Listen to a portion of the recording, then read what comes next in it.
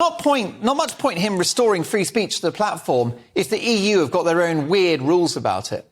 Well, the EU have always overrated themselves, both in their influence within Europe and around the world and their ability to get things right. One of the reasons we got out was because they got most things wrong, OK? And since we've got out, we've had singular successes in certain areas, like, for instance, the vaccine rollout, which couldn't have been done if we were still in Europe. So we know we can do it individually. It just takes a bit more willpower in this country. And, of course, we are constantly fighting the Remoaners who simply will not accept that we are standing on our own 2 feet and we want to be individuals.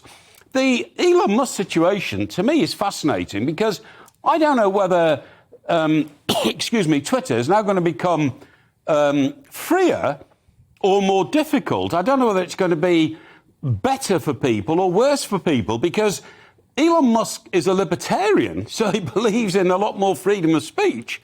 But a lot more freedom of speech also means there could be a lot more abuse than there is already. I mean, it is such a powerful medium, and it's so uncontrollable that nobody, including the people in the EU and Europe who think they can control all our lives, have got any hold on it. Indeed. Mike, I'd need to possibly correct you on saying that we couldn't have done the vaccine rollout if we were members of the EU. We'd have had to have broken away from the European Medicines Agency's purchasing power in relation to the vaccine. But you're certainly right that politically it would have been unpalatable. And if we'd been in the bloc, we probably would have done it Brussels way, and it would have cost lives. No, Mark, I'm sorry, that's what I meant. If I didn't make myself clear, because we didn't have to abide by the rollout that they did in Europe, which was months behind us, that was a singular success of coming out of Europe. No, that's too right. The point I was making. On that, we're agreed. Lisa Mackenzie, do you think Elon Musk can save free speech in the Western world?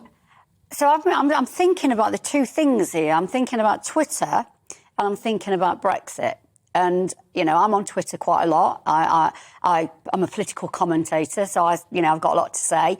But I did notice over the last few weeks the sort of Remainers, the ultra Remainers that absolutely, don't care or are not interested in, the vote that we had in 2016 are constantly on Twitter, sort of saying exactly what they think about usually thick, racist people from places where I come from. So I come from Nottinghamshire.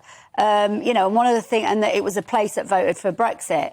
So I'm thinking about now Twitter and how that has been used as a medium. The sort of ultra-Remainers use it as a medium in order to sort of vent constantly about these sort of stupid, thick. And it's also very classist as well. There's a lot of anti-working class language in that as well. So I'm now thinking through whether these sort of ultra-Remainers, how do they feel about Elon Musk? Like you said, he's a libertarian. He believes in free speech.